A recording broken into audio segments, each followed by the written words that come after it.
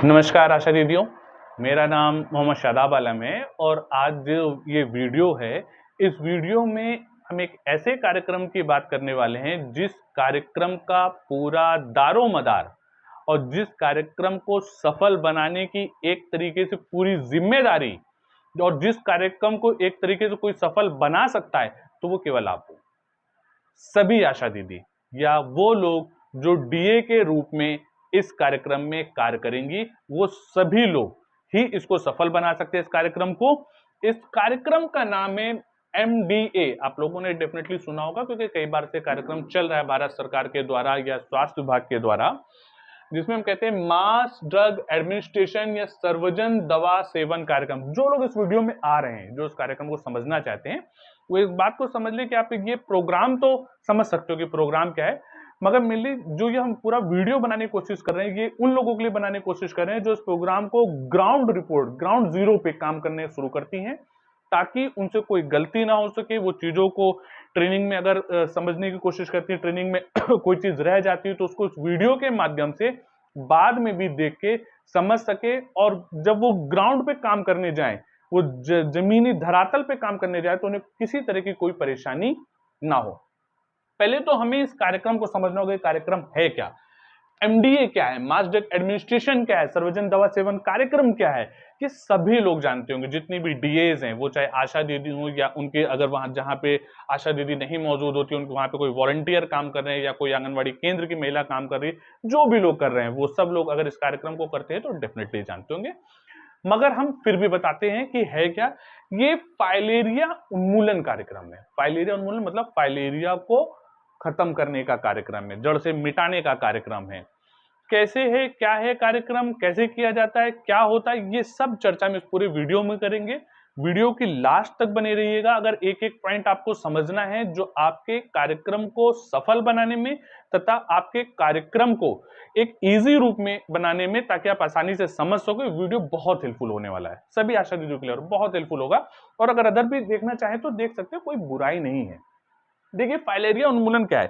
जिन जगहों पे फाइलेरिया मौजूद होता है, फाइलेरिया का पैरासाइट मौजूद होता है, फाइलेरिया के मरीज मौजूद होते हैं या फाइलेरिया फैल रहा होता है, जहां पे भी ऐसी आशंका होती है, जहां पता चल जाता है, उन जगहों पे इस कार्यक्रम को शुरू किया जाता है। और देश के लगभग 17 राज्यों में और कई जिलों में इस कार्यक्रम को किया जा रहा है। होता क्या है इस कार्यक्रम में, फाइलेरिया से बचने के लिए हम लोगों को दवाएं खिलाई जाती है। वही इस पूरे कार्यक्रम का आदर होता है कि हम फाइलेरिया को जड़ से खत्म कर सके, एक दूसरी जगह पे फाइलेरिया ना फैले। मगर जिन जिन जगहों पे फाइलेरिया नहीं होता, उन जगहों पे कार्यक्रम नहीं चलता है। एक चीज और ध्यान रखिएगा कि ये कार्यक्रम जो है वो साल के 2 महीने चलता है, 10 फरवरी, 10 अगस्त। पैन इंडिया में यही तारीख है। अगर आपके जिले में कभी भी कार्यक्रम होगा तो 10 फरवरी को होगा या 10 अगस्त का। मतलब ये नहीं कि साल में एक ही जिले में 2 बार चलता है। साल में ये कार्यक्रम किसी जिले में एक बार चलेगा। अगर 10 फरवरी को किसी जिले में कार्यक्रम हो गया तो 10 अगस्त में उस जिले में नहीं होगा। और अगर 10 अगस्त को हो रहा है किसी जिले में, तो 10 फरवरी में वो कार्यक्रम उस जिले में नहीं होगा। ठीक है, अब हमें ये समझना है, ये तो एक छोटा सा हमने बता दिया कि आखिर कार्यक्रम क्या है। जो लोग नए हैं वो भी समझेंगे कि हमको किस कार्यक्रम के बारे में चर्चा और क्या बातचीत चल रही है। पर अब आशा दीदी से शुरुआत करते हो। आशा दीदी, आप ही को समझना है इस कार्यक्रम का आधार क्या है। कार्यक्रम के पहलुओं में 1 बाय 1 एक एक करके देखते जाएंगे और किन किन चीजों को हमें स्टेप बाय स्टेप देखना है, उन चीजों को हम समझते जाएंगे। अगर कहीं पे भी आपको ये लग रहा है कि ये चीज गलत है, तो जब आप ट्रेनिंग हो रही हो उस समय पे आप इस चीज की चर्चा कर सकते हैं। या आपको समझ में नहीं आ रहा तो उस चीज की चर्चा आप ट्रेनिंग में भी कर सकते, जब भी आपकी ट्रेनिंग हो रही हो। कोई भी चीज अपने दिमाग में मत रखिएगा। कोई भी चीज समझने से पहले कि हम नहीं पूछेंगे, फील्ड में हो जाएगा, ऐसा कुछ करने की जरूरत नहीं। बहुत इंपॉर्टेंट चीज है कि आप इसको यही समझें। ये बहुत इंपॉर्टेंट चीज है, बहुत जरूरी चीज है। तो समझने की कोशिश करते हैं कि हमें क्या करना है। देखिए, इस पूरे कार्यक्रम को हम 3 भागों में बांट देते हैं। पहली चीज, बीमारी, डिसीज की जानकारी होना। ये पहला कॉन्सेप्ट है। जिस कार्यक्रम को आप करने जा रहे हैं, अगर उसी के बारे में आपको नहीं पता, तो कार्यक्रम करने का कोई आधार नहीं बनता है। कार्यक्रम को समझने का कोई आधार नहीं बनता। क्यों? क्योंकि जब आप जवाब ही नहीं दे पाओगे, किसी को बता भी नहीं पाओगे, तो कार्यक्रम का मतलब नहीं होता। तो A to Z सारी चीजें हम इसके बारे में समझेंगे। और हमने आपको पहले ही बता दिया, इस बीमारी में हम किसकी चर्चा करेंगे? फाइलेरिया की। ठीक है, तो पहले तो हमने ये नोट डाउन कर दिया कि हमें इस 3 फॉर्मेट में किस फॉर्मेट पहले जाना है, बीमारी। दूसरा फॉर्मेट है दवा सेवन, जो हमारे पूरे कार्यक्रम का आधार है, ड्रग कंजम्पशन जिसे कहते हैं। और तीसरा है प्रारूप, फॉर्मेट फिल करना, या जो आपने जो कार्य किया है उसको बताना। तो ये तीनों पे स्टेप बाय स्टेप हम चर्चा करेंगे और समझेंगे किस कार्यक्रम को जमीनी हकीकत में किस तरीके से सफल बनाया जा सकता है। बहुत सारी मुसीबतें आती हैं, बहुत सारे चैलेंज आते हैं, पर उन सभी चैलेंज को, उन सभी मुसीबतों को, उन सभी ऋणों को पार करके आपको इस कार्यक्रम को अब की बार पूर्णतया सफल बनाने की भरसक प्रयास करनी है, और खाली प्रयास नहीं, पूरी तरीके से सफल भी बनाना है। चलिए पहले हम स्टेप पे तैयारी करते हैं, बीमारी पे। तो आशा दीदी, हम लोग सब लोग बीमारी की बात कर रहे हैं, और बीमारी में हम किसकी बात करेंगे, फाइलेरिया की, क्योंकि एमडीए का जो पूरा का पूरा प्रोग्राम है वो कहीं ना कहीं फाइलेरिया को उन्मूलन का है। ठीक है ना, फाइलेरिया को एलिमिनेट करने का है। तो क्या है फाइलेरिया, क्या लक्षण होते हैं, कैसा फैलता है, क्या परेशानी होती है, इन सब को समझने की कोशिश हम इस बीमारी वाले कॉन्सेप्ट में करने की कोशिश करेंगे। फाइलेरिया के प्रमुख लक्षण होते हैं, पहले उनको समझिए, बहुत इंपॉर्टेंट चीज है। जब आप जाओगे किसी को देखोगे तो कैसे बताओगे कि क्या है फाइलेरिया, आप उसको कुछ लक्षण बताओगे ना कि भाई ये चीज होना चाहिए, ये चीज होना चाहिए, ये चीज फाइलेरिया में आता है, ये चीज फाइलेरिया में, तो वही चीजें हैं। सबसे पहले जो इसमें मोस्ट इंपॉर्टेंट होता है, जो सबसे ज्यादा कहीं कंट्रीब्यूट करता है, वो होता है हाइड्रोसील।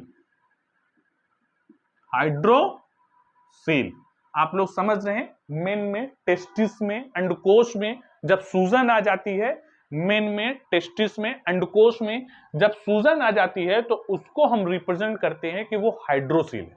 और ये फाइलेरिया का लक्षण है, ये एक फाइलेरिया का लक्षण है। वो अलग बात है कि क्या क्या भ्रांतियां समाज में फैली हैं, क्या क्या भ्रामक चीजें समाज में फैली, उससे कोई लेना देना नहीं कि हम साइकिल चला रहे तो हमारा अंडकोश दिक्कत कर गया, हम दौड़ रहे थे तो हमारे अंडकोश में दिक्कत होगी, ऐसा कुछ नहीं। अगर आपके अंडकोश में सूजन होता है, मेंस में जिसमें हम बात कर रहे हैं, व्यक्ति की बात कर रहे हैं, आदमी की बात कर रहे हैं, अगर किसी आदमी के, किसी मेल के हाइड्रोसील होता है, मतलब अंडकोश में सूजन होता है, तो उसे हम कहते हैं हाइड्रोसील। ये फाइलेरिया का एक लक्षण है, ध्यान रखिएगा। दूसरा, पैर का फूल जाना। आप लोगों ने कई समय देखा होगा कुछ व्यक्तियों के पैर काफी मोटे मोटे हो जाते, काफी हैवी, काफी भारी, एक पैर इतना बड़ा हो गया, एक छोटा हो गया, दोनों पैर हो गए अलग अलग साइज में, खूब बड़े बड़े सूज गए कि चलने में भी दिक्कत आ रही है, उठने में भी दिक्कत आ रही है। इस पैरों के फूल जाने को एक और लैंग्वेज से जाना जाता है, जिसे हम कहते हैं हाथी पांव। जिसे हम क्या कहते हैं, हाथी पांव, मतलब हाथी जैसा पांव हो जाना। इस पैर का फूल जाना भी किस में आता है, फाइलेरिया में आता है। ठीक है, तीसरा और होता है हाथों का फूल जाना। हाथों का फूल जाना, वैसे इसका कंट्रीब्यूशन, या कह सकते हैं कि ये दो तो ज्यादातर देखने को मिल जाते हैं, कम मिलते हैं, मगर तब भी ये भी एक लक्षण है। अगर किसी व्यक्ति का हाथ उसकी सामान्य स्थिति से ज्यादा फूल जाए तो उसको भी फाइलेरिया माना जाता है। एक और लक्षण होता है महिलाओं में, जिसे हम कहते हैं, महिलाओं के लिए स्तनों का फूल जाना। स्तनों का फूल जाना, और ये किस में होता है, पुरुष में। ठीक है, इसको भी लिख देते ताकि समझ में आ जाए। महिलाओं में यदि किसी का स्तन फूल जाता है, और ये क्योंकि होता है कि ज्यादातर लोग आपको बताएंगे नहीं, इन दो चीज को बताने में लोगों के अंदर झिझक होती है, शर्म आती है। मगर एक चीज ध्यान रखिएगा, किसी भी बीमारी को छुपाना उस बीमारी को बढ़ावा देना है। उस बीमारी को जो कंट्रोल हो सकती है उसको अनकंट्रोल करना है, जो आप कहीं ना कहीं बचाव कर सकते हैं, कहीं उसको खतरनाक स्थिति में लाना होता है। ये भी लोगों को पता होना चाहिए। इसलिए बीमारी, कोई भी बीमारी हो, किसी को भी हो, किसी को कभी छुपाना नहीं चाहिए। धात रोग भी हो सकता है। ठीक है, सफेद धातु पेशाब के जरिए आ रही हो तो ये धात रोग भी हो सकता है। फिर से समझ लीजिए कि फाइलेरिया के लक्षण क्या है। पुरुषों के हाइड्रोसील हो जाना, उनका जो अंडकोश से साइज में बढ़ जाना, किसी का पैर ज्यादा फूल जाना, किसी का हाथ ज्यादा फूल जाना, किसी के महिलाओं के स्तनों में हो जाना, या धात रोग होना, ये सब का सब फाइलेरिया का लक्षण होता है, ये आपको बताना है। ये आपको बताना है ताकि चीजों को वो समझ सके। किसी के अंदर वो लक्षण हो तो आपको बता सके और चीजों को समझ सके कि क्या क्या चीजें। अब ये होता कैसे है, ये बहुत इंपॉर्टेंट है। ये होता कैसे है, फैलता कैसे है, कैसे हम इससे बचाव कर सकते हैं, वो सब चीज। ये फैलता है मच्छरों से। किससे फैलता है? मच्छरों से। तो मच्छरों के बचाव का जो तरीका होता है वो आजकल सभी लोग लगभग जानते हैं। मच्छरदानी का प्रयोग करिए सोते समय, बड़े से उसके कपड़े पहनिए, या हो सकता है साफ सफाई रखिए आसपास। अब तो मार्केट में कई सामान आने लगे, ऑल आउट वगैरह आते हैं, अगरबत्तियां आती हैं, कॉइल्स आते हैं, ऑयल्स आते हैं, क्रीम्स आती हैं, जिनसे हम मच्छरों से बच सकते हैं। पर यथास्थिति इन सब चीजों का प्रयोग करने के बाद क्या यह पॉसिबल हो सकता है कि आप मच्छरों से बच जाएं? मैं कह रहा हूं मैं मच्छरदानी में रात में सो जाऊंगा और मच्छरदानी के अंदर 4-5 मच्छर चले आए और रात भर काट रहे हैं उसी में। मैं फुल स्लीव के कपड़े पहना हूं तो कोई यहीं पे काट रहे हैं, गर्दन में काटे ले रहे हैं। अब गर्मी के दिन हम पूरा तो दस्ताने वस्ताने तो नहीं पहन सकते, पॉसिबल नहीं है। तो बचाव कर सकते हैं, मगर तब भी मच्छर काटने की प्रक्रिया कहीं ना कहीं जारी रहती है। तो हम जितना भी बचाव करें, मगर मच्छर काट ही लेता, पर कोशिश ये करना चाहिए बचाव करें। तो फाइलेरिया के लक्षण क्या? हाइड्रोसिल, पैर का फूलना, हाथों को फूल जाना, महिलाओं के स्तनों में होना, धात रोग होना। और ये फैलता कैसे? पहले हमने लक्षण समझ लिया और दूसरा हमने ये समझ लिया कि ये फैलता कैसे है। तो फैलता कैसे है? मच्छरों से फैलता है। जब मच्छर आपको काटते, एक संक्रमित मच्छर जो फाइलेरिया से संक्रमित मच्छर है, जिसके अंदर फाइलेरिया का पैरासाइट पाया जाता है, फाइलेरिया का कीड़ा पाया जाता है, वो जब किसी स्वस्थ व्यक्ति को काटता है तो फाइलेरिया का पैरासाइट या कीड़ा उसको दे देता है। एक सिंपल सा कॉन्सेप्ट है। अच्छा, क्यों इस बीमारी के बारे में इतनी चर्चा कर रहा हूं मैं? क्यों इस बीमारी के बारे में इतना बड़ा प्रोग्राम चल रहा है कि अरबों रुपए इस बीमारी के लिए नीति आयोग या स्वास्थ्य विभाग बहा रहे हैं? क्यों? इसकी वजह समझने की जरूरत है। देखिए वजह क्या है, कारण यह है कि सबसे पहली चीज ये अपंगता पैदा करता है और दुनिया में दूसरे नंबर पे ऐसी बीमारी है जो अपंगता पैदा कर रही है, मतलब हैंडीकैप बना देता है। अब किसी के पैर में मान लीजिए कि उसका 15 किलो एक्स्ट्रा वजन, अब आप अपने पैर में एक क्या करिए कि लकड़ी बांध लीजिए 10-10 किलो की दोनों तरफ, फिर चलिए, चल पाएंगे? दौड़ पाएंगे? अगर दौड़ तो बिल्कुल नहीं सकते, चल भी सकते तो बड़ी मुश्किल होती है। और कहीं 10-10 किलो 20 किलो बंध गया तो तब तो चलना भी मुश्किल हो जाएगा, नहीं चल पाएंगे ज्यादा दूर तक। तो कहीं ना कहीं जिस हिस्से में शरीर के जिस हिस्से में ये बीमारी होगी या जिस हिस्से को फुलाएगी, उसके अंदर कार्य करने का, उसके अंदर उस हिस्से के कार्य करने की क्षमता को धीरे धीरे छीड़ कर देगी या खत्म कर देगी। तो क्या कर देगी? वो अपंगता फैला देगी, इस तरीके से हैंडीकैप बना देगी। दूसरी चीज, एक और बहुत इंपॉर्टेंट चीज है, मान लीजिए कि आज किसी मच्छर ने मुझे काटा, तो ये जो लक्षण आपके सामने दिख रहे हैं ये 5 से 15 साल बाद उभर के आते हैं। तो बहुत इंपॉर्टेंट चीज है, यही आपको जरूरत पड़ेगी आगे उन व्यक्तियों के सवाल बताने में, जब आपको उसको दवा खिलाना पड़ेगा। किसी व्यक्ति को किसी मच्छर ने काट के फाइलेरिया से संक्रमित कर दिया, पर उसको ये जो मैंने आपको ये जो जितने लक्षण दिखाए, लक्षण नहीं दिख रहे, तो इसका मतलब ये नहीं है कि उसके अंदर फाइलेरिया का पैरासाइट नहीं है। क्यों? क्योंकि कभी कभी कुछ जगहों पे कुछ लोगों पे देखा गया कि इसके लक्षण उभरने में 5 से 15 साल लग जाएगा। मतलब 10 साल के अगर लड़के को किसी मच्छर ने काटा, उसको फाइलेरिया से संक्रमित किया, तो कहीं 25 साल का होगा तब जाके उसको कहीं दिखेगा कि हाँ मेरे अंदर ऐसा कुछ लक्षण मौजूद है। ये इसकी बहुत इंपॉर्टेंट चीज है कि लक्षण आपको बहुत समय बाद दिखता है, लक्षण आपको बहुत समय बाद दिखता है। तीसरा एक और चीज होता है, कभी कभी लक्षण का प्रदर्शित नहीं होना, यह भी बहुत इंपॉर्टेंट चीज है। हो सकता है कि लक्षण कभी कभी प्रदर्शित ना हो, लक्षण कभी कभी प्रदर्शित ना हो। जैसे मुझको किसी फाइलेरिया संक्रमित मच्छर ने काटा, मेरे अंदर फाइलेरिया का पैरासाइट दे दिया, कीड़ा पहुंचा दिया काट के अंदर, अब मैं फाइलेरिया से ग्रसित हो चुका हूं, मैं अपनी आम जिंदगी बिता रहा हूं, 5 साल बीत गए, 10 साल बीत गए, 15 साल बीत गए।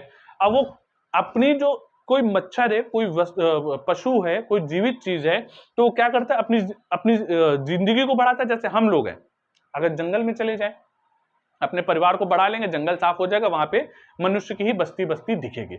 वैसे ही उसका भी, इस कीड़े का भी काम होता है। ये जब आपके शरीर में जाता है ना, तो ये भी अपने परिवार को बढ़ाने लगता है।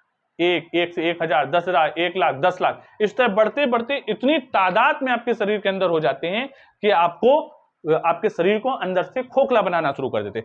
ये लक्षण नहीं भी निकल के आए, मगर कोई हार्मफुल चीज, एक परेशान करने वाली खतरनाक चीज आपके शरीर के अंदर रह रही है, तो कुछ ना कुछ तो दिक्कत कर रही होगी। तो क्या कर रही होगी? वो करेगी क्या, कहीं ना कहीं आपके इम्यून सिस्टम को या रोगों से लड़ने की ताकत को, रोगों से लड़ने की ताकत को खत्म करती रहेगी। जल्दी बुखार आना, जल्दी जुकाम आना, ये सब भी इसमें हो सकता है। वेरी इंपॉर्टेंट सेक्टर, ये रोगों से लड़ने की ताकत को खत्म करती। चौथी चीज एक और, आपके अंदर अगर किसी मच्छर ने, तो वो क्या काम करता है, कैरियर का काम करता है, देता का। कैरियर मतलब ये जो मच्छर है ये फैलाता है तो किसी से लेता है वो पैरासाइट। मान लीजिए कि मेरे अंदर फाइलेरिया का पैरासाइट मौजूद है, फाइलेरिया का कीड़ा मौजूद है, किसी मच्छर ने मुझे काटा तो वो क्या लेगा, ब्लड लेगा, उसी ब्लड के जरिए फाइलेरिया का पैरासाइट भी ले लेता है। अब वो मच्छर संक्रमित हुआ और किसी स्वस्थ व्यक्ति को जाके उसने काट लिया, तो फाइलेरिया का पैरासाइट वहां ट्रांसफर कर देगा। मतलब एक व्यक्ति से काटा, फाइलेरिया का पैरासाइट उस मच्छर ने लिया और स्वस्थ व्यक्ति को दे दिया। ये संक्रमित व्यक्ति था और ये स्वस्थ व्यक्ति था। संक्रमित व्यक्ति से मच्छर ने काटा और सीधे क्या किया, फाइलेरिया पैरासाइट को एक स्वस्थ व्यक्ति को दे दिया। ये इसके फैलने का, मच्छरों के फैलने का तरीका होता है। तो आपके अंदर अगर लक्षण नहीं दिख रहे, आप स्वस्थ भी हैं, तो आप, हो सकता है कि आप फाइलेरिया से संक्रमित हो और फाइलेरिया के कैरियर बन रहे हो, मतलब आप फाइलेरिया को फैलाने का काम कर रहे हो मच्छरों के द्वारा। ठीक है, तो ये सब चीज कुछ चीजें अगर आपको लगता है तो ट्रेनिंग में पूछ सकते हैं। मेरे ख्याल से इतनी जानकारी आपके लिए सक्षम है कि आप हर तरह के सवालों के जवाब जमीनी स्तर पे जब दवा खिलाने जाएंगे तो दे सकते हैं। मगर एक इसका पूरा कॉन्सेप्ट फाइलेरिया बीमारी के ऊपर मैं अलग से एक वीडियो जरूर बनाऊंगा। अगर आपको लगता है कि बहुत ज्यादा जानकारी आपको फाइलेरिया के बारे में समझना है और बहुत चीजें उनके बारे में जानना है फाइलेरिया बारे में, तो आप उसमें उस वीडियो में समझ सकते हैं। फिर से एक थोड़ा से जल्दी जल्दी ले लेते हैं। फाइलेरिया के लक्षण क्या है, फिर उसमें हाइड्रोसील होता है, हाथी पांव पैरों का फूल जाना होता है, हाथों का फूल जाना हो जाता है, महिलाओं में स्तनों में हो जाता है, धात रोग भी हो जाता है। फाइलेरिया फैलता किससे, मच्छरों से फैलता है। इसके मुख्य कारण क्या होते हैं, जिस फाइलेरिया की बीमारी होने पे ये अपंगता फैलाती है। इसके लक्षण 5 से 15 साल बाद दिखते हैं। कभी कभी लक्षण नहीं भी प्रदर्शित होते हैं तो रोगों से लड़ने की ताकत को कम कर देता है। और अगर आपके अंदर फाइलेरिया लक्षण नहीं दिख रहे तो आप एक तरीके से फाइलेरिया होने पर भी एक कैरियर का काम करते हैं।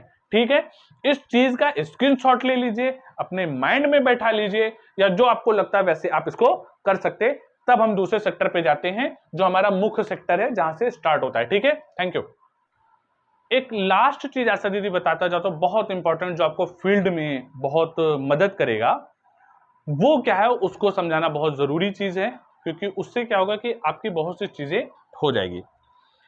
इस बीमारी के साथ एक बहुत बड़ी चीज जुड़ी हुई है कि इस बीमारी के एक बार हो जाने पर यह समाप्त नहीं की जा सकती। यह बहुत इंपॉर्टेंट चीज है, बात समझे। एक बार हो जाने पर यह बीमारी कभी भी समाप्त नहीं की। ये इसलिए मैंने लास्ट में रखा है ताकि आप इस चीज को बहुत बारीकी से समझे। मान लीजिए किसी को फाइलेरिया की बीमारी हो गई, उसका हाथ फूल गया। अब वो दुनिया के किसी भी डॉक्टर के पास चली जाए, चाहे जितना भी पैसा बर्बाद कर दे, वो कभी भी अपने हाथ को नॉर्मल नहीं कर सकते। वो एक अलग बात है कि उसको केयर करके एमएमडीपी का, क्योंकि चलता है मैनेजमेंट मोबिलिटी डिसेबिलिटी प्रिवेंशन, जिसमें आपको बताते हैं, एमएमडीपी का भी एक प्रोग्राम चलता है कि कैसे उसका केयर करते हैं, कैसे उसकी देखभाल करते हैं। तो उसमें क्या है कि उसमें तो आप ये तो कर सकते हैं कि अगर वो मान लीजिए कि 20 से 10%, 15%, 25% आप उसकी सूजन को कम कर लें, मगर आप चाहें कि मैं पूरी तरीके से वापस उस चीज को नॉर्मल कर लूं, तो वो पॉसिबल इस बीमारी में नहीं होता, केवल हाइड्रोसील को छोड़ के। हाइड्रोसील का ऑपरेशन संभव है, हाइड्रोसील के ऑपरेशन को करके उसको एक नॉर्मल स्थिति प्रदान की जा सकती है। पर अगर उसके अलावा हाथी पांव होता है, उसके अलावा आपका स्तनों में सूजन होता है, उसके अलावा आपके हाथों में सूजन होता है, तो ये एक प्रमुख चीज है जो आपको बतानी हर जगह पे कि भाई साहब, एक बार अगर ये बीमारी हो गई, इसका लक्षण प्रदर्शित हो गया, तो आप उसको कभी भी समाप्त नहीं कर सकते हैं। ठीक है, तो इसको यहीं पे समाप्त करते हैं। सारी चीजें मैंने आपको बता दी है, अगर कोई चीज रहती है तो आप ट्रेनिंग में भी उसको पूछ सकते हैं। वैसे इन सभी चीजों से जितना भी मैंने बताया है, अगर आप ठीक तरीके से समझ लेंगे तो ग्राउंड जीरो पे जब आप धरातल पे जाएंगे तो हर सवाल का जवाब देने में आप सक्षम रहोगे। ठीक है, अपने दूसरे स्टेप पे चलते हैं, बहुत इंपॉर्टेंट स्टेप पे। ठीक है, तो चलिए दूसरे स्टेप पे चलिए।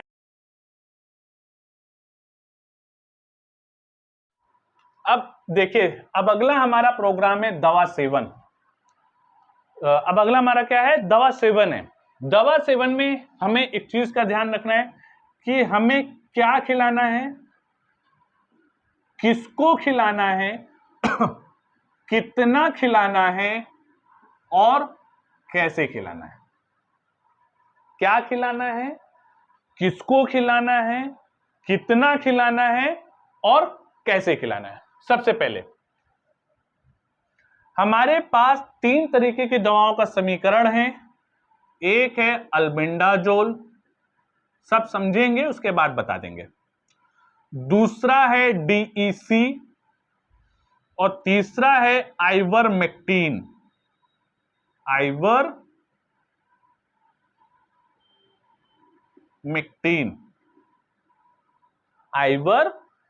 ये 3 दवाएं हैं, अल्बेंडाजोल, डीईसी, आइवरमेक्टिन। कौन सी दवा? अल्बेंडाजोल आपने देखा होगा, थोड़ा बड़ी टैबलेट होती है, डिब्बे में है, बड़ी टैबलेट होती है। डीसी छोटी सी टैबलेट होती है, आइवरमेक्टिन भी छोटी सी गोल टैबलेट होती है, और अल्बेंडाजोल बड़ी टैबलेट होती है। ठीक है, अब इसमें थोड़ा सा पहले डिस्क्रिप्शन पे ही इन चीजों पे थोड़ा ध्यान दे लें कि कुछ जिलों में भारत के ये 2 दवाएं खिलाई जाती, अल्बेंडा और डीसी, और कुछ जिलों पे ये तीनों दवाएं खिलाई जाती है, अल्बेंडाजोल, डीसी, आइवरमेक्टिन। जहां पे तीनों दवाएं खिलाई जाती है उनको हम कहते हैं आईडीए डिस्ट्रिक्ट।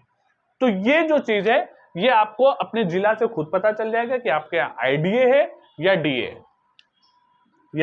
डीए, मतलब कहां पे डीसी अल्बेंडाजोल ही खिलाई जा रही है और कहां पे आइवरमेक्टिन, डीसी और अल्बेंडाजोल तीनों खिलाई जा रही है, तो ये जिले से निर्धारित हो जाएगा। अब ये बड़ा इंपॉर्टेंट सेक्टर है, किसको खिलाना है, किसको खिलाना है। ये एक ऐसा प्रोग्राम है कि लगभग सभी को खिलाना होता है, तो हम किसको खिलाने से अच्छा ये है कि किसको नहीं खिलाएं उसको छांट लेते हैं। तो हमें किसको खिलाना है ना, वो सब पता चल जाएगा। देखिए, सबसे पहले 1 वर्ष से कम उम्र या 2 वर्ष से कम उम्र, थोड़ा से बताएंगे क्या कंफ्यूजन है, उसको भी हम दूर कर देंगे अभी। ठीक है, किसको नहीं खिलाना है, तो अभी 1 वर्ष वाला जो कॉन्सेप्ट है उसको रोक लेते हैं, इसको थोड़ी देर बाद बताएंगे। किसको नहीं खिलाना है? 2 वर्ष से कम उम्र के बच्चों को ये दोनों ही कॉन्सेप्ट नहीं खिलाना, डीए खिलाएंगे ना आईडीए खिलाएंगे, मतलब ना अल्बेंडाजोल डीसी खिलाएंगे ना आइवरमेक्टिन खिलाएंगे। ठीक है, अब इसमें कोई हमसे कह दे अरे साहब हमारी तो 65 साल उम्र है, का हम खाई, तो कह दो बिल्कुल खाइए, ये आपके लिए भी है। खाली उम्र में आपके पास एक ही चीज है कि 2 वर्ष से कम उम्र के बच्चों को नहीं खिलाना है, 2 वर्ष से कम उम्र के बच्चों को नहीं खिलाना है। तीसरा है गर्भवती महिला, किसको नहीं खिलाना है? गर्भवती महिला को नहीं खिलाना। जो महिला गर्भवती है, प्रेग्नेंट है, जब आपका प्रोग्राम चल रहा है तो उस समय पे आप गर्भवती महिला को भी छोड़ देंगे कि गर्भवती महिला को भी नहीं खिलाना है। तीसरा है बीमार व्यक्ति, मगर यहां पे जो बीमार व्यक्ति का कॉन्सेप्ट है, जो विवरण है, इसमें हम लोग बड़ा कंफ्यूज होते हैं। हम बीमार हैं, कोई कह देगा मैं बीपी का मरीज हूं, कोई कह देगा मैं शुगर का मरीज हूं, कोई कह देगा मैं इसकी दवा खा रहा हूं, मैं उसकी दवा खा रहा हूं, मैं होम्योपैथिक खा रहा हूं, मैं आयुर्वेदिक खा रहा हूं। इन सब को मद्देनजर रखते हुए आपको सिर्फ एक चीज का ध्यान देना है, बीमार वो बीमार जो आपको लग रहा हो कि वो सीरियस है। मतलब एक आदमी हुआ, जैसे मान लीजिए कि मुझे शुगर है मगर अभी नॉर्मल चल रही है, मैं आम जिंदगी ही बिता रहा हूं, पर डे एक गोली खा ले रहा हूं, बस मेरा काम चल रहा है, ये आम जिंदगी हुई शुगर की। अब किसी व्यक्ति का शुगर बहुत बढ़ गया, उसको डॉक्टर ने एडमिट कर लिया, आओ तुम अंदर आओ, तुम्हारा शुगर बहुत बढ़ा हुआ है भाई, तो आप उसको दवा नहीं खिलाएंगे। क्यों? क्योंकि वो अन्य तरह से अपना ट्रीटमेंट कर रहा है। किसी को बीपी है, नॉर्मल बीपी की दवा खा रहा है, बीपी नॉर्मल ही रहता है, दवा खा लेता है, नॉर्मल हो जाता है, घूम रहा है, फिर रहा है, काम कर रहा है, कोई दिक्कत नहीं है, उस व्यक्ति को आप दवा खिला दीजिए। अब किसी का बीपी बहुत हाई है, डॉक्टर ने उसको चपेटे में ले लिया कि नहीं तुम्हारा बीपी बहुत हाई, अभी आओ तुमको ट्रीटमेंट देते हैं, तो उस समय पे आप इसकी दवा नहीं करें। मतलब बीमार व्यक्ति से कॉन्सेप्ट ये होता है कि जो व्यक्ति बहुत ज्यादा बीमार है, किसी अलग तरीके ट्रीटमेंट पे चल रहा है, नॉर्मल ट्रीटमेंट नहीं, तो उस व्यक्ति को आप दवा नहीं खिलाएंगे। फिर से ध्यान दीजिए, 2 वर्ष से कम उम्र के बच्चों को आप दवा नहीं खिलाएंगे, गर्भवती महिला को दवा नहीं खिलाएंगे और बीमार व्यक्ति को दवा नहीं खिलाएंगे। ये है किसको नहीं खिलाएंगे। मगर इस किसको नहीं खिलाएंगे में भी एक चीज और हो जाती है, वो होती आइवरमेक्टिन के साथ। आइवरमेक्टिन के साथ इसको थोड़ा सा ध्यान देना, ये इंपॉर्टेंट चीज है। आइवरमेक्टिन जहां जहां पे होती है, अगर आपके यहां 2 दवाएं एल्बेंडाजोल डीसी, तो आप इसी कॉन्सेप्ट को याद रखिएगा, एल्बेंडाजोल और डीसी है तो आप इसी कॉन्सेप्ट को याद रखिएगा, आइवरमेक्टिन को मत देखिएगा। मगर आपके पास अगर आइवरमेक्टिन है तो वहां पे फिर 2 चीज आपको ध्यान रखनी है। पहली चीज, 5 वर्ष से कम उम्र के बच्चे, मतलब ये 2 दवा तो आप खिला सकते हो, मगर अगर कोई व्यक्ति 5 वर्ष से छोटा है तो फिर उसको आइवरमेक्टिन दवा नहीं खिलाई जाएगी। और 1 हफ्ते तक दूध पिलाने वाली मां,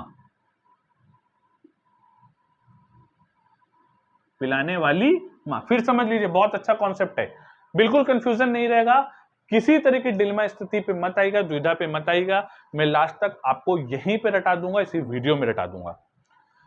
जिन जगहों पे 2 दवाएं एल्बेंडा डीसी, वहां पे तो आपको क्या करना है, 2 वर्ष से कम उम्र के बच्चे तो दवा नहीं खिलानी, गर्भवती महिला है तो दवा नहीं खिलानी, बहुत बीमार व्यक्ति है तो दवा नहीं खिलानी। मगर अगर आइवरमेक्टिन खिलाने जाएं तो उसमें आप इसको भी जोड़ लें, 5 वर्ष से कम उम्र के बच्चे तो दवा नहीं खिलानी, 1 हफ्ते से दूध पिलाने वाला ही मां है तो दवा नहीं खिलानी। मतलब किसी का भी बच्चा पैदा हुआ है और 1 हफ्ते तक वो दूध पिला रही है तो उसको दवा आइवरमेक्टिन नहीं देनी है, अन्यथा ये 2 दवा दे सकते हैं। मुझसे कोई व्यक्ति आया, उसने कहा देखिए ऐसा, ये मेरा बच्चा है, इसकी उम्र है 4 साल, इसकी उम्र कितनी है, 4 साल है, अब आप बताइए इसको कौन कौन सी दवा खिलाएंगे। तो 4 साल है तो इसका मतलब वो एल्बेंडाजोल खा लेगा, ठीक है, 4 साल है तो क्या कर लेगा, एल्बेंडाजोल खा लेगा, डीसी खा लेगा, आइवरमेक्टिन नहीं खा पाएगा। क्यों? क्योंकि आइवरमेक्टिन दवा वहां पे दी जाएगी जो 5 वर्ष से कम उम्र का ना हो, उससे ज्यादा हो। अब वो कितना बताया मुझसे, 4 साल, तो हम उसको आइवरमेक्टिन दवा नहीं देंगे। फिर से इस चीज को समझ लीजिए, किसको खिलाना है, एल्बेंडाजोल 2 वर्ष से छोटे उम्र के व्यक्ति को छोड़कर, गर्भवती महिला को छोड़कर, बीमार व्यक्ति को छोड़कर, ये दोनों की दोनों दवाएं अन्य सभी को खिलाई जाएंगी, एल्बेंडाजोल और डीसी। आइवरमेक्टिन किसको खिलाई जाएगी, जहां जहां आइवरमेक्टिन चल रही है वो इसके अलावा इन बातों का भी ध्यान रखेंगे कि आइवरमेक्टिन की गोलियां 5 वर्ष से कम उम्र के बच्चों को और 1 हफ्ते में दूध पिलाने वाली मां को नहीं देंगे। बस ये आइवरमेक्टिन के लिए, और दोनों दवाओं के लिए नहीं, वो आप दे सकते हो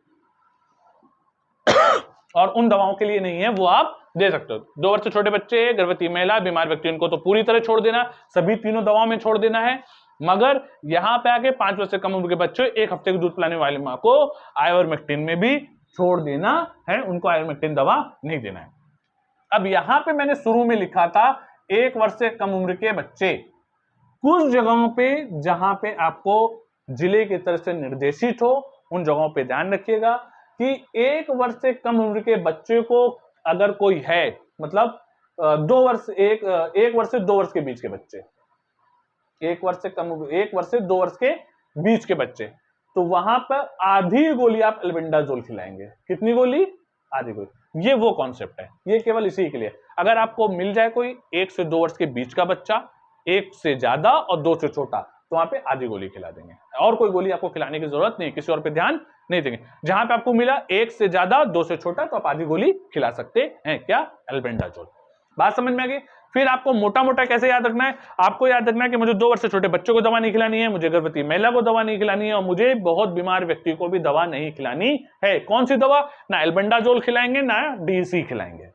अब जिन जगहों पे आइवरमेक्टिन चल जाएगी, तो वहां पे क्या याद रखेंगे? वहां पे याद रखेंगे कि जब हम आइवरमेक्टिन खिलाने जाएंगे तो 5 वर्ष से बड़ा होना चाहिए। जहां पे हम आइवरमेक्टिन खिलाने जाएंगे वहां पे महिला 1 हफ्ते की दूध पिलाने वाली मां नहीं होनी चाहिए, तो वहां पे आइवरमेक्टिन आप खिला सकते हैं। और छोटी सी चीज याद रखनी है कि कहीं पे अगर 1 से 2 वर्ष का बच्चा मिल जाता है, 1 से ज्यादा और 2 से छोटा, तो आप आधी गोली एल्बेंडाजोल वहां पे खिलाएंगे। ठीक है?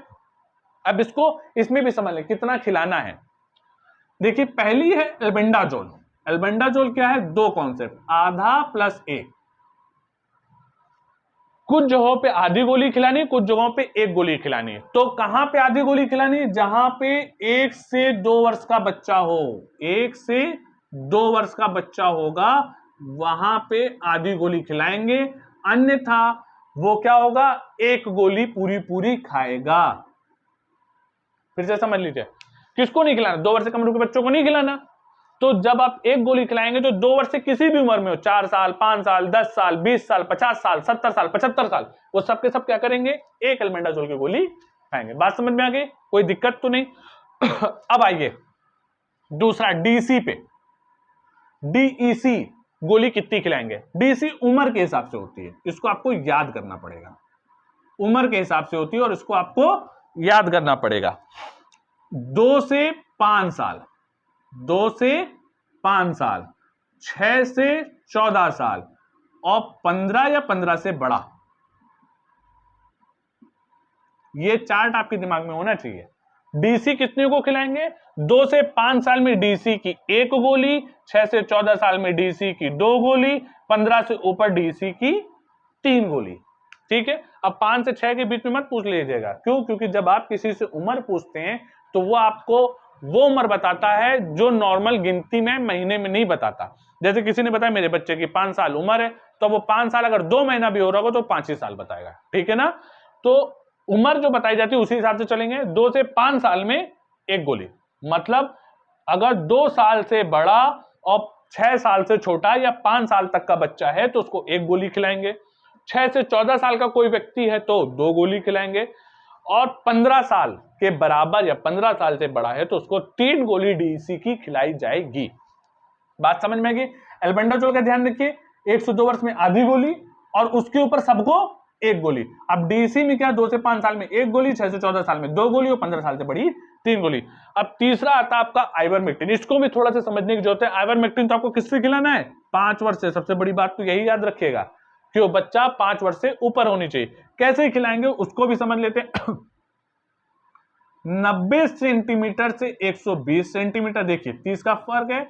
120 से 140 सेंटीमीटर, 140 से 158 सेंटीमीटर और 158 से बड़ा। ये कॉन्सेप्ट खाली, और इस कॉन्सेप्ट को याद रखने की जरूरत भी नहीं है। क्यों? क्योंकि जो आपको फीता दिया जाता है उस फीते में निशान भी बना हुआ है, कलर भी बना हुआ है, सब कुछ आपको पता है। जो इस पट्टी बनी हुई है उस पट्टी में पूरा निशान बना हुआ है। ये पट्टी है, यहां पे 1 गोली बनी है, मतलब 1 बूंदी बनी, तो इसका मतलब 1 गोली खिलाना है। कोई व्यक्ति अगर यहां तक की लंबाई लेके है, आपने नापा और देखा इस पट्टी तक उसका आ रहा है, तो इसका मतलब 1 गोली। यहां पे 2 बनी है तो इसका मतलब कोई व्यक्ति यहां तक होगा। अगर कोई व्यक्ति इस पट्टी तक लंबाई लेके आ रहा है तो वहां पे 3 हो गया, और उसके ऊपर जा रहा है तो 4 हो गया। बात समझ में आ गई? पहली पट्टी जो सबसे छोटी 90 सेंटीमीटर तक के जो बच्चे होंगे, अगर आपने खड़ा किया और कोई बच्चा इस पट्टी तक खड़ा हो रहा है, मतलब इससे नीचे आ रहा है, तो उसको कोई गोली नहीं देनी। फिर उसके बाद आपने देखा 1 गोली बनी हुई है, यहां तक कोई खड़ा हो तो उसको 1 गोली, यहां तक किसी की लंबाई हुई तो 2 गोली, यहां तक 3 लंबाई। ये पट्टी है और पट्टी में आप देखेंगे तो उस पट्टी के अनुसार आपको सारी चीजें क्लियर हो जाएंगी। मैंने आपको एक चार्ट बता दिया, अलग बात है। 90 सेंटीमीटर से 120 सेंटीमीटर 1, 120 से 140 2, 140 से 58 3, 158 से ऊपर 4। मगर आइवरमेक्टिन खिलाते समय दो बात का ध्यान रखना है कि इसमें 5 वर्ष से कम उम्र का बच्चा ना हो और कोई ऐसी महिला ना हो जो 1 हफ्ते में भी जिसने बच्चे को जन्म दिया और दूध पिला रही हो। ठीक है, तो ये पूरा का पूरा आपका चार्ट बन गया है दवा का। एक बार वो भी करेंगे। अब कुछ चीजें थोड़ा से और नोट करने वाली, उसको भी ध्यान दे लें। कैसे खिलाना है? तीनों की तीनों दवाएं पहले तो एक साथ खिलाना है। कैसे खिलाना है? एक साथ खिलाना है, ये बहुत इंपॉर्टेंट है। ऐसा ना हो कि किसी ने कहा कि हम अभी एक तो खा ले रहे, एक तो शाम को खा लेंगे, ऐसा बिल्कुल मत करिएगा, एक साथ खिलाएंगे। दूसरा, एल्बेंडाजोल को खिलाते समय इस बात का ध्यान रखेंगे कि ये चबाकर खाई जाएगी, चबाकर खाई जाएगी। साइज में भी बड़ी होती है, आप उसको मुंह में दीजिए, च्युइंग कर ले, मुंह से चबा ले, उसे कहते हैं चबा कर खाना। पानी से नहीं निकलना है कि दवा लिया और पानी से निकले। कभी कभी होगा कि बच्चे ने पानी से निकल लिया, यहीं फंस गई, क्योंकि गोली थोड़ा सा बड़ी होती है। पहली चीज क्या है? एक साथ खाना है, मतलब एक ही समय पर खाना है। एक साथ का मतलब एक साथ मत दे दीजिए, एक एक करके दे, पर एक ही समय पे दे। दूसरा क्या है कि एल्बेंडाजोल की गोली, जो ये बड़ी वाली गोली एल्बेंडाजोल, इसको चबा कर खाना है, इसको पानी से नहीं निकलना है। तीसरा क्या है? तीसरा कॉन्सेप्ट भी बड़ा इंपॉर्टेंट है, उसको भी थोड़ा सा ध्यान दे लेते हैं। तीसरा यह है कि खाना खाने के बाद खाना है, खाने के बाद खाना है। तीसरा कॉन्सेप्ट क्या है? खाना खाने के बाद खाना है। और एक चीज ध्यान रखिएगा, कभी कभी ये गलतियां हो जाती हैं। जैसे मैं कई बार देखा हूं कि आशा दीदी किसी बच्चे से स्कूल में खिलाने गई, उससे पूछा बेटा तुमने खाना खाया है? 11 बजे पहुंची आशा दीदी, और 11 बजे पहुंचने के बाद बच्चे से पूछा आपने खाना खाया? उसने कहा जी खा लिया। अच्छा ठीक है, तो आओ बेटा तुम खा लो दवा। और होता क्या है कि जब वो 8 बजे खाना खाया होता है या 7 बजे सुबह खाना खाया, तो उसको भी आकर उसने स्कूल में बता दिया कि मैंने खाना खाया हो खाया है। तो उस खाने को काउंट मत करिएगा जो 2 घंटे से ऊपर हो चुका हो। आपको खाना उस समय खिलाना है दवा जब 2 से 3 घंटे के बीच में वो हो, या मैक्सिमम आप 2 ही घंटे रखिए। अगर नहीं है तो थोड़ा सा उस समय कुछ उसको पेट में खाने के लिए बोल दीजिए और तब दवा खिलवाइए। ठीक है, किसी तरह की दिक्कत नहीं लेंगे। तीसरा क्या है? खाना खाने के बाद तीसरी चीज क्या है? एक और चीज ध्यान रखना है कि सामने दवा खिलवाना है, सामने दवा खिलवाना है। ये 4 कॉन्सेप्ट आपको ध्यान रखने। कैसे करवाना है? तो पहले एक साथ सारी दवाओं को खिलाइए। कभी कभी होता क्या है कि एक दवा खाने के बाद में मांगने की कोशिश वो मत करिए, उसका कोई परिणाम नहीं निकलता, वो एक तरीके से 0 हो जाता है। दूसरा, एल्बेंडाजोल को चबाकर खाना है। तीसरा, खाना खाने के बाद खाना है, मगर इस बात का ध्यान रखते हुए कि जिस समय पे आप पूछ रहे हो ऐसा ना हो कि उसने 5-6 बजे सुबह खाना खा लिया और 11 बजे को बता रहा हो कि मैंने खाना खा लिया है। सामने दवा खिलाना है, कोई भी दवा उसको देना नहीं। ऐसा क्यों, सामने वाला कॉन्सेप्ट है, उसको भी थोड़ी देर में बता देते हैं। ये सारी चीजें आप समझ लीजिए। पहले तो 3 तरह की दवाएं, एल्बेंडाजोल, डीसी, आइवरमेक्टिन। हो सकता है कुछ जगहों पे आइवरमेक्टिन ना हो। किन लोगों को दवा नहीं खिलानी? 2 वर्ष से छोटे बच्चों को दवा नहीं खिलानी, गर्भवती महिलाओं को दवा नहीं खिलानी और बहुत बीमार व्यक्तियों को दवा नहीं खिलानी। एल्बेंडाजोल कैसे खिलानी है? एल्बेंडाजोल सभी लोगों को एक गोली दे देनी है। अगर 1 से 2 वर्ष का मिलता है तो उसको आधी गोली देनी है। डीसी 2 वर्ष से छोटे बच्चों को नहीं देनी है। आइवरमेक्टिन 5 वर्ष से छोटे बच्चों को नहीं देनी, हाइट के अनुसार देनी है। फीता आपके पास होगा, सब आप नाप लेंगे। 2 से 5 साल को डीसी 1 गोली देनी है, 6 से 14 साल को 2 गोली देनी है, 15 से बड़े को 3 गोली देनी है। ठीक है, इसको आप नोट भी कर सकते हैं, स्क्रीनशॉट भी ले सकते हैं और चीजों को समझ भी सकते हैं। आगे चलते दीदी, थोड़ा से जो पिछला मैंने दवा सेवन का कार्यक्रम है वो बड़ा भी है और इसमें एक इंपॉर्टेंट चीज कुछ जुड़ जाती है दवा खिलाने में, जो फील्ड पे दिक्कतें आती हैं उनको समझना भी बहुत जरूरी है। किन सवालों के जवाब आपके पास कैसे होने, मुझे मालूम है आप लोगों के पास होंगे, पर ना भी तो कुछ मैं अपनी तरफ से थोड़ा सा डिस्क्राइब कर देता हूं, वो बहुत इंपॉर्टेंट। एक चीज इसका और ध्यान रखिएगा, एडीआर, इसका बहुत इंपॉर्टेंट ध्यान रखिएगा। ये पूरे प्रोग्राम को खराब कर देता है अगर आप इसको सही तरीके से ट्रीट नहीं करते हैं तो ये बहुत इंपॉर्टेंट चीज है, बहुत महत्वपूर्ण चीज है, क्योंकि अगर इसको आपने ध्यान नहीं दिया तो बहुत दिक्कतें हो जाती हैं। एडीआर, एडवर्स ड्रग रिएक्शन, ये क्या होता है? ये जो दवाएं आपको अभी हमने बताई हैं और जो पुराना मैंने बीमारी आपको बताई है, ये उससे जुड़ा हुआ शब्द है। मतलब कभी कभी होता क्या है कि आपने किसी व्यक्ति को दवा खिलाया और दवा खिलाने के बाद कह रहा अरे मेरा सर घूम रहा है, बोला अरे मुझे मछली टाइप की आ रही है, अरे मुझे तबीयत खराब लग रही है, ये सब एडीआर होता है, सर दर्द हो रहा है, ठीक है ना, मछली हो रही है, उल्टी हो रही है, पेट में दर्द हो रहा है, चक्कर आ रहा है, बेहोशी लग रही है, ये सब के सब एडीआर के अंतर्गत आते हैं। अब आप इससे डरिएगा मत, जो पता चला आपने कहा कि एडीआर और ये होगा तो हम काहे दवा खिलाने जाए, ये मत सोचिएगा, काहे शब्द नहीं आएगा, ठीक है। ये कब होता है इसकी जानकारी आपको होना चाहिए और दवा खिलाते समय इसको बताना चाहिए, ठीक है। कब होता है वो बताते हैं। मैंने आपको शुरुआत में जब बीमारी बता रहा था तो उसमें मैंने आपको बताया था कि कोई मच्छर काटा और मच्छर काटने के बाद उसने मुझे कीड़ा दे दिया, पैरासाइट जो है वो कीड़ा जो है मेरे ब्लड के अंदर चला गया। अब ब्लड के अंदर घूमते घूमते लिम्फेटिक सिस्टम में गया, वहां से शरीर के अंदर गया, अपनी फैमिली बनाया, लाखों की तादाद में फैमिली होगी, करोड़ों की तादाद में मेरे शरीर में रहने लगी वो फैमिली, वो आंखों से नहीं दिखेगी वैसे तो। अब आपने जब दवा खाई, क्योंकि लक्षण मैंने आपको बताया था कि 5 से 15 साल लग जाता है और ज्यादा भी लग सकता है, तो लक्षण तो आपके नहीं दिख रहा है कि आपका पैर मोटा है या हाथ मोटा है, ऐसा तो कुछ नहीं दिख रहा है, मगर आपके शरीर के अंदर वो मौजूद था कीड़ा और अपनी पूरी लाखों की तादाद में मौजूद था। एक तो क्या कर रहा था, आपके इम्यून सिस्टम को डाउन कर रहा था, मतलब आपसे रोगों से लड़ने की ताकत को भी छीन रहा था। अब क्या है, जब आपने ये दवा खिलाई और वो कीड़े को उसने मारना शुरू कर दिया, पहली चीज तो काफी समय से आपके शरीर में था, आपसे रोगों की लड़ने की ताकत को छीन लिया, तो हो सकता है कि जब वो कीड़े को मारना शुरू करे तो कई ज्यादा कीड़े मरने पर वो रिएक्ट कर सकता है, इसी को कहते हैं रिएक्शन, एडवर्स ड्रग रिएक्शन।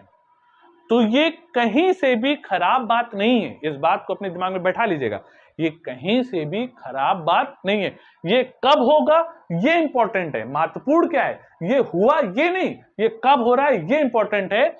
इसलिए महत्वपूर्ण है क्योंकि अगर ये आपका ऐसा कोई रिएक्शन दवा खिलाने के बाद आता है तो इसका मतलब वो पैरासाइट, वो कीड़ा आपके शरीर में मौजूद था, जो बड़े लेवल पे मरा है और मरने के बाद उसका जो जहर फैला था वो शरीर के अंदर से बाहर निकलने की कोशिश किया।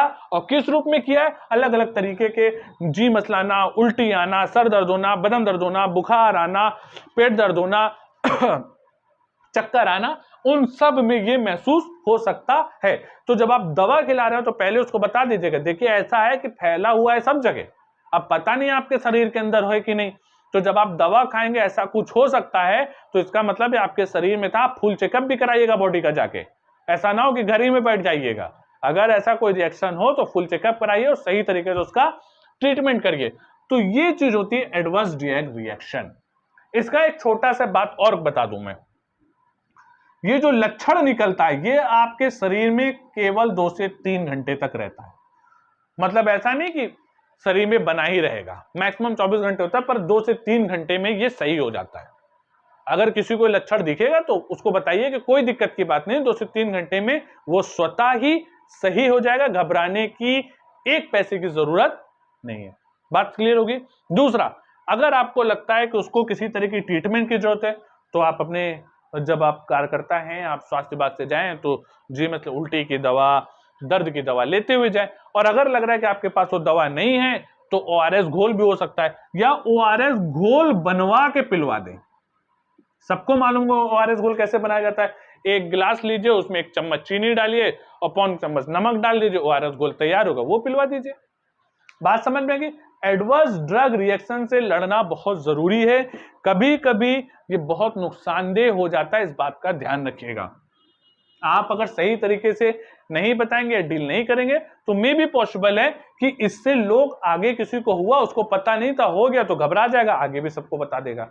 तो आप ये बता के रखिएगा, मगर ये होता बहुत कम है, ये बात ध्यान रखिएगा, होता बहुत कम है, क्योंकि ज्यादातर लोगों से लड़ने की ताकत शरीर में बनी रहती है, तो वो लड़ जाते हैं, तो ऐसा कोई रिएक्शन हो नहीं पाता है।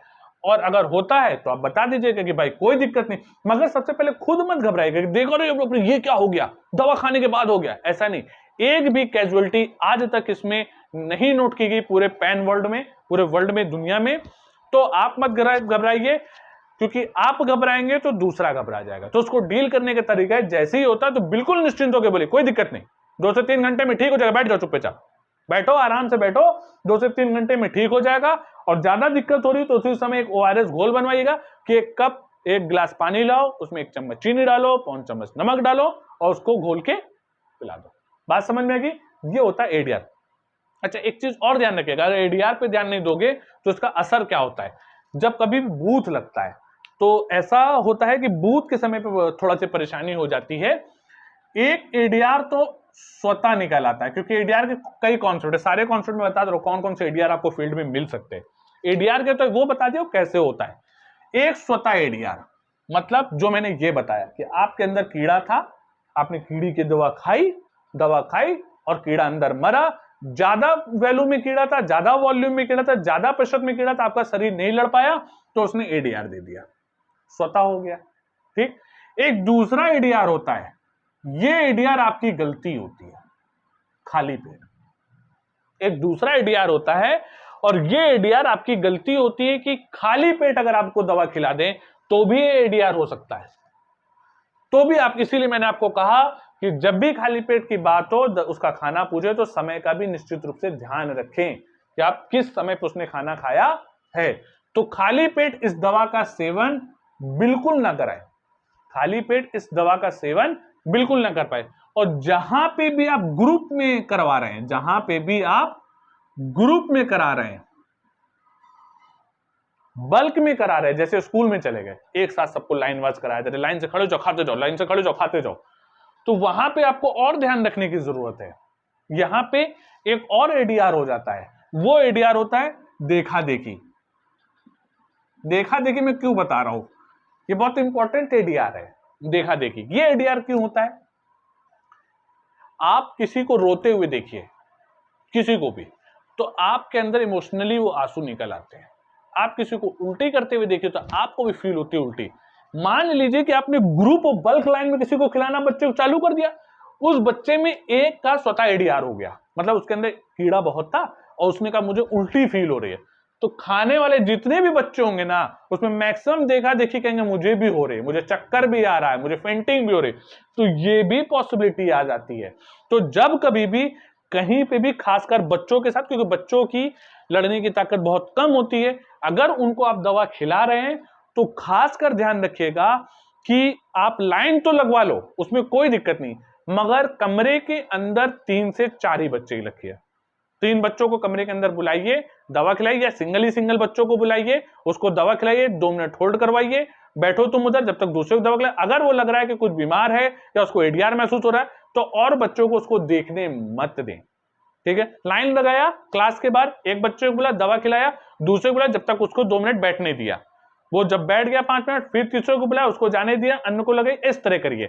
मतलब थोड़ी देर अन्य बच्चों से उसका कनेक्शन 5 मिनट के लिए काट दीजिए, ताकि अगर उसको कोई ADR हो तो दूसरे तक देखा देखी वाला ADR ना फैले। और एक चीज बता रहे, जब देखा देखी वाला ADR हो जाता है तो एक तरीके का कयोस भी फैल जाता है, एक तरीके की भीड़ भी फैल जाती है। और उसके बाद क्या होता है, माता पिता ADR, ये भी आपको बता रहा हूं, बहुत इंपॉर्टेंट है। अब आपने एक बच्चों को खिलाया, ADR हो गया, उसको देखा देखी स्कूल में 20-30 लड़कों को ADR हो गया, आसपास के लोग आ गए, तो माता पिता क्या करेंगे कि अरे भैया ADR हो गया, जो बच्चा सही होगा, जिसने खाया होगा, उसको भी ADR के रूप में गिना देंगे कि नहीं तुमने खाया है, चलो तुम भी चल के दवा लो हॉस्पिटल से। तो ऐसा ना हो, पता चला लाइन लगी थी 4-5 बच्चे, किसी के माता पिता है, उसका बच्चा सही रहेगा, मगर उसको लगेगा कि इस स्कूल में सबने दवा खाई हुई है और 20-25 लोगों को ADR हो गया, 500 लोगों ने खाई है, और उसका बच्चा सीधा भी खड़ा रहेगा तो भी पूछेगा तुमने लल्ला दवा खाई है क्या? वो कहेगा हाँ खा ली है, तो कहेगा चलो चलो चलो तुम भी दवा खाने चलो हॉस्पिटल में। तो ये जो चीज होती है, ये ADR का आप ध्यान रखिएगा, पहली चीज। दूसरी चीज, ADR से बचने के लिए एक टीम बनाई जाती है आपकी, RRT, रैपिड रिस्पॉन्स टीम। इसका नंबर और नाम आपके पास होना चाहिए, ताकि अगर कोई ऐसी स्थिति वैसे बनती नहीं है, मगर अगर बन जाए तो आप इनसे सलाह ले सको, सलाह लेने का तरीका ये कि देखिए मैक्सिमम टाइम ऐसा कुछ नहीं होता कि बहुत ज्यादा हो जाए, वो आपका डर दूसरे को हावी होने देगा। आप अगर डरोगे नहीं तो दूसरा आपके ऊपर हावी होगा नहीं। तो जब कभी कुछ हो इनसे पूछ सकते हैं। अगर आपको लग रहा है कि हाँ बियॉन्ड द लिमिट है, कुछ ज्यादा बड़ा एडीआर दिख रहा है, बहुत ज्यादा ऐसी खराबी दिख रही है कि लड़का चल ही नहीं पा रहा, हिल नहीं पा रहा है, पहले उसको ओआरएस से ठीक करने की कोशिश करिएगा। तो इनको कॉल करिए, इनको वहां पे बुलाइए, उस आरआरटी टीम को बुलाइए। पर इसकी संभावना बहुत ना के बराबर होती है, मगर आप रखें इस नंबर को, क्योंकि फील्ड में ये इंपॉर्टेंट होता है आपके लिए। ठीक है, तो ये चीज हो गई एडीआर का सेक्शन हो गया। एक और चीज है जिसपे भी डिस्कस करना चाहता हूं थोड़ी देर का, उसको भी कर लीजिए।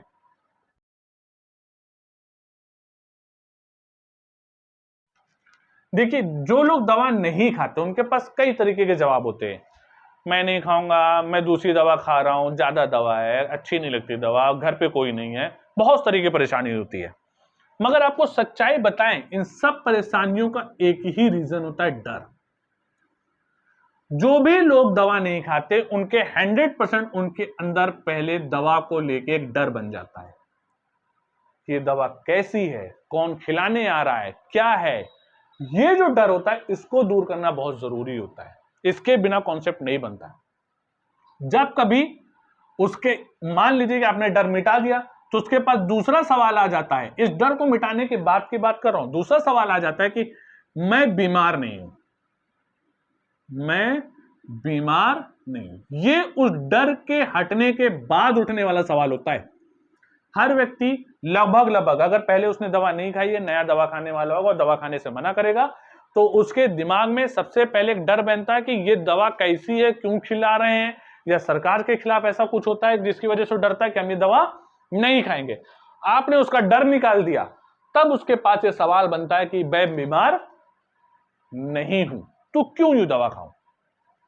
तीसरा सवाल और एक पैदा हो सकता है कि मैं दूसरी दवाएं खा रहा हूं। आपने इसको भी समझा दिया कि तुम बीमार नहीं तब भी खाना जरूरी है, तो हो सकता है कि मैं दूसरी दवा खा रहा हूं, मतलब वो दूसरी दवा खा रहा होगा, तो हो सकता है कि आपको मना कर दे। तो इस कॉन्सेप्ट को भी आपको समझना पड़ेगा, इस कॉन्सेप्ट को भी आपको समझना है।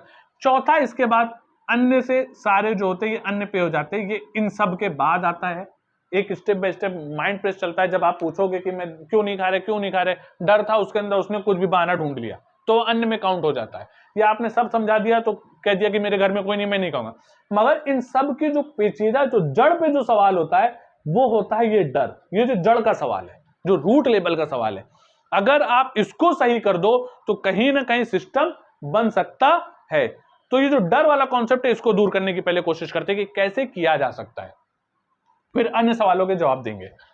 देखिए डर के लिए सबसे पहले आपको देखने का तरीका, मतलब मैं अगर किसी के सामने जाऊं और मुझे पहली बार देखे, मैं वेल मेंटेन्ड एप्रॉन और सब लगा के चला जाऊं, टेलीस्कोप वगैरह पहुंच जाता हूं, तो मुझे डॉक्टर समझेगा तो आसानी से उस दवा पे विश्वास कर लेगा। ठीक है ना। तो सबसे अच्छा तरीका अगर आपको डर हटाना है तो सबसे पहले आप पूरे अपने ड्रेस कोड में रहिए। अच्छी ड्रेस पहन के, जो ड्रेस कोड एक कार्यकर्ता की होती है, एक क्या कहते हैं डीए आशा की होती है, उस ड्रेस कोड के साथ ही जाइएगा, जिससे वो विश्वास कर सके कि आप स्वास्थ्य विभाग से हैं, ना कि कोई अन्य। और स्वास्थ्य विभाग से वो भी तब जब आपके पास जानकारी हो, जो जानकारी मैंने आपको बताई, चाहे वो दवा की हो चाहे बीमारी की हो। क्यों?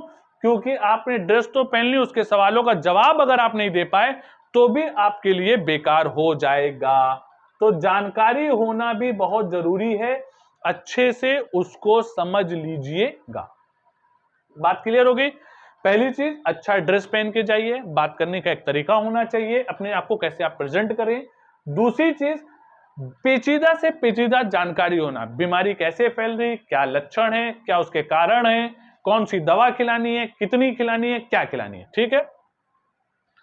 मैं बीमार नहीं हूं तो उसका आपके पास क्या कहते हैं, आपको बता ही दिया था कि भाई आप बीमार नहीं हो तो भी आपको खानी है। क्यों? क्योंकि इसके लक्षण बहुत दिन बाद है। आपको कैसे पता? आपने तो चेकअप ही नहीं कराया होगा कभी फाइलेरिया का, पता चला आपके अंदर लक्षण है, दिख भी नहीं रहा है और आप दवा भी नहीं खा रहे हो।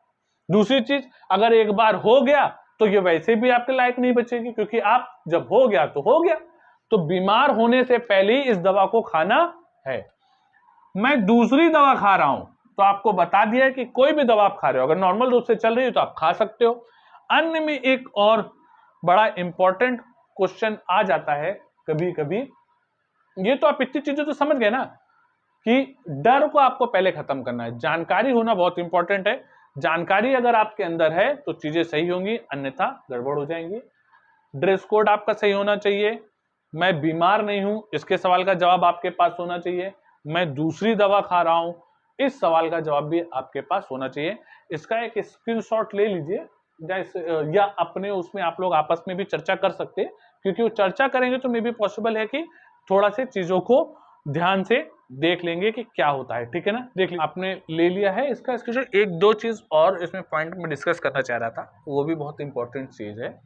देखिए ये सारी चीजें मैंने आपको एडीआर भी बता दिया, इसीलिए लोगों को मना किया जाता है कि आप दवा छोड़ के मत आइएगा। पता चला उसने रात में खाया, एडीआर वगैरह हो गया, अगले दिन आपके पीछे पड़ जाएगा। तो दवा मत छोड़िएगा, अपने सामने खिलाएगा, ताकि अगर उसके अंदर कोई एडीआर होता है तो इस चीज को आप समझा सको और बता सको। ठीक है, एक सवाल और था मेरे दिमाग में, थोड़ा सा भी आ नहीं रहा है, कि मैंने फील्ड पे एक सवाल देखा था, उसका बहुत अच्छा जवाब था। अगर बताते बताते आ जाता है तो मैं बता देता हूं आपको। एक चीज और ध्यान रखिएगा कि अगर आपके प्रोग्राम को आपको सक्सेस बनाना है ना, तो उद्घाटन और मदद, ये दो चीज बहुत इंपॉर्टेंट फैक्टर हैं आपके। मतलब मान लीजिए कि आप दवा खिलाने गए, आपको 25 ही घर दवा खिलाना है। आप दवा जहां से शुरुआत करें वहां पहले 3-4, क्योंकि उस जगह से शुरुआत करिएगा जो आपको जानते हो, उस जगह से नहीं जो नहीं जानते हो, जो अच्छे से आपको जानते हो, आपकी बात पे मानते हो, आपकी बात को विश्वास कर सकते हो। 4-5 घर वालों को बुला लिया एक साथ, और उसके बाद पहले खुद दवा उनके सामने खाया। जब उनके सामने आप दवा खाओगे, उनको यकीन दिला दोगे कि हाँ हमने दवा खा ली है, तो फिर अन्य लोग भी दवा खा लेंगे। और एक चीज बता रहे हैं, देखिए अपने माइंड में मत रखिए, ये जो पूरा प्रोग्राम है ना, ये कुछ ही घंटों में समाप्त हो सकता है अगर आप अच्छे से करेंगे। कैसे करेंगे उसको देख लीजिए। अगर आप अच्छे से करते हैं, देखिए हमें मदद चाहिए। एक जगह पे आपने 4-5 घरों को खिलाया, किसी भी फैमिली के एक मुख्य आदमी को अगर आप दवा खिला दे रहे, तो मान लीजिए कि पूरी की पूरी फैमिली आपकी दवा खा लेगी। आप 4-5 घर के मुखियों के सामने दवा खाया, उन घरों ने खा लिया। जब अगले घर में बढ़िए तो उसमें से किसी एक घर वाले को ले जाइए, क्योंकि अगल बगल का पड़ोसी होगा तो सुनेगा एक दूसरे की बात। उसको ले जाइए और उससे कहिए भैया देखिए इन्होंने भी खाया है, और उसकी फोटो भी खिंचवाइए उसी समय कि आप खाते हुए खींच लो, ये देखिए खाया और आप भी खा लीजिए, इनको कुछ नहीं हुआ है। तो ये जो चैन आप बनाएंगे ना, ये चैन आपके कार्यक्रम को सफल बनाने में बहुत इंपॉर्टेंट है, और दूसरी चीज आपका समय भी बचा लेगी। क्यों? क्योंकि अगर पूरे मोहल्ले में 10, 15, 20 घर वालों ने भी दवा, या 25 घर वालों ने पहले दिन दवा खा लिया आपसे, 25 आपका टारगेट है, 25 आपने खिला दिया, तो अगले दिन वो 25 लोग इतना आपको गा देंगे कि हमने वो दवा खा ली है, कोई दिक्कत नहीं हुई है, अगले दिन आपको दवा खिलाने में कोई परेशानी नहीं होगी। तो पहले दिन की मेहनत आपके पूरे कार्यक्रम के अंजाम को दर्शाएगा। तो किसी भी तरह कोशिश मत करिएगा कि आप दवा छोड़ के चले आए, उनको बताए ऐसे मत करिए। पहले खुद खाइए उनके सामने, या किसी वहां के सम्मानित व्यक्ति से उद्घाटन करवाइए, वहां के वार्ड पार्षद से, प्रधान से, जो भी आपको लगता है उससे उद्घाटन करवाइए, और उसकी एक चैन बनाते जाइए जो धीरे धीरे सब लोग दवा खा ले। ठीक है।